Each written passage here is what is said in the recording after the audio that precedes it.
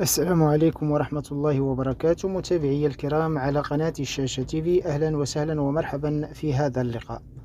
إنقاذ طفل ظل عالقا ساعات في بئر سقط فيها بإقليم شتوكا أيتباها. تمكنت عناصر الوقاية المدنية من إنقاذ طفل قاصر لا يتجاوز عمره 13 سنة إثر سقوطه في بئر بعمق يتراوح 17 مترا وقطر لا يتعدى المترين بجماعة بلفاع بإقليم شتوكا أيتباها.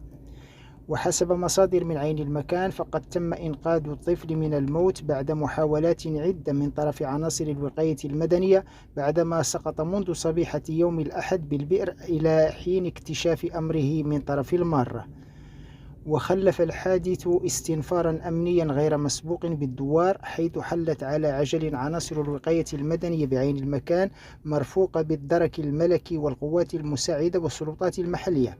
إلى ذلك فقد تم نقل القاصر للمستعجلات بالمستشفى الإقليمي المختار السوسي بمدينة بيوغرا قصد إخضاعه للكشوفات الطبية اللازمة، فيما تم فتح تحقيق في الموضوع بأمر من النيابة العامة المختصة.